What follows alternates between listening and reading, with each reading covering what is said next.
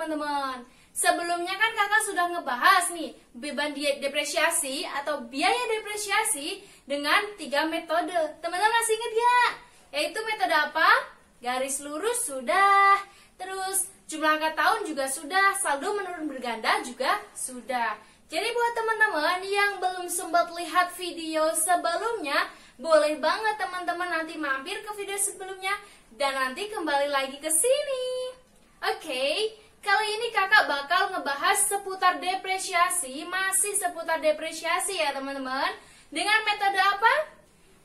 Metode unit produksi. Metode unit produksi ini mengasumsikan bahwa penghitungan beban penyusutannya itu berdasarkan manfaatnya, lama manfaat. Jadi tidak bergantung dengan berapa lama penggunaannya. Jadi setiap tahun itu masa manfaat aset itu kan berbeda-beda. Nah, baik itu melakukan dengan jam atau dengan waktu tertentu. Nah, penghitungannya paling tepat jika kita menggunakan metode unit produksi, teman-teman.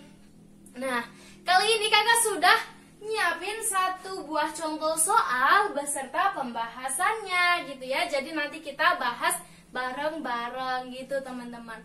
Kalau sebelumnya kan kita sudah ngebahas yang namanya metode saldo menurun ganda. Saldo menurun ganda itu kan dari tahun pertama itu harganya itu beban penyusutannya semakin besar.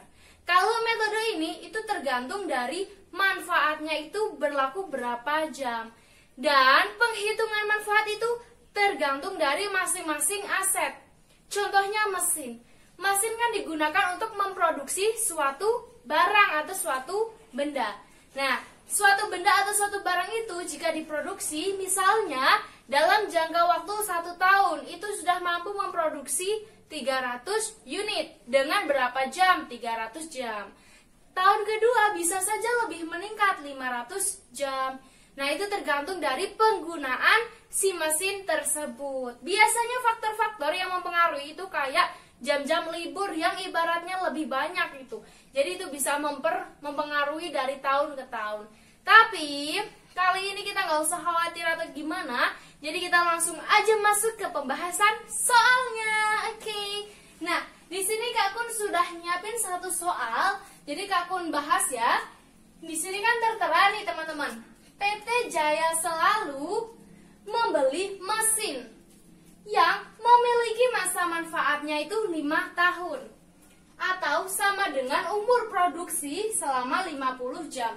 Nah, ini yang tadi Kak Kun katakan sebagai manfaatnya. Dan ini selama 50 jam ini sudah menghasilkan berapa unit. Jadi, dia menghasilkan berapa unit dalam waktu 50 jam. 50.000 jam ya. Dengan harga perolehan 800 juta. Dan nilai sisanya 100 juta. Nilai sisa ini bisa kita katakan sebagai nilai residu. Itu sama saja ya teman-teman. Nah, diketahui tahun-tahun penggunaan selama 5 tahun berjalan adalah sebagai berikut. Bisa dilihat, tahun pertama itu 20 jam ya, 20.000 jam. Tahun kedua 15.000 jam.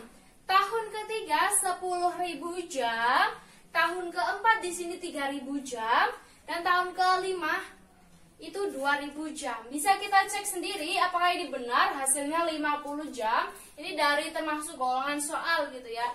Jadi nanti bentuk soal seperti ini kadang bisa diketahui keseluruhannya dan kadang juga 4 dan kita mencari 1. Jadi tinggal kita mengurangkan saja. Ini juga sama 50.000 jam.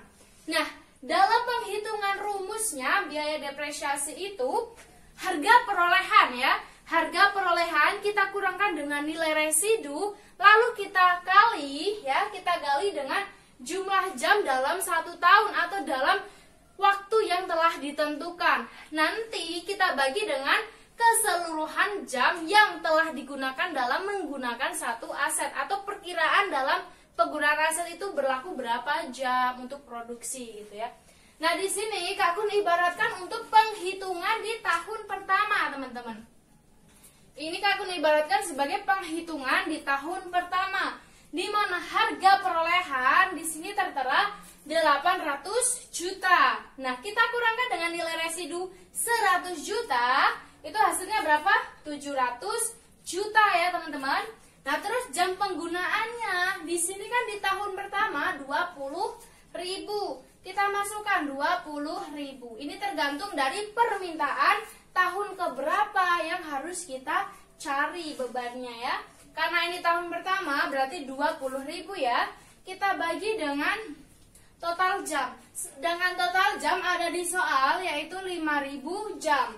Ya sudah, kita hitung 700 juta kita kalikan dengan 20.000 jam, lalu kita bagi dengan 50.000 total jam yang digunakan ya.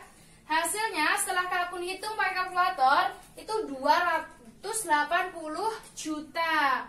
Nah, teman-teman bisa cek sendiri pakai kalkulator. Misalnya ada penghitungan yang kurang tepat, bisa banget tulis di komentar gitu ya.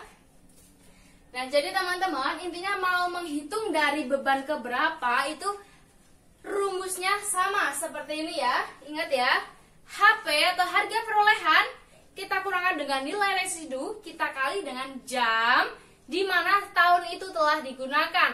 Atau nanti kita bagikan setelah itu ya dengan keseluruhan jam dalam proses produksi.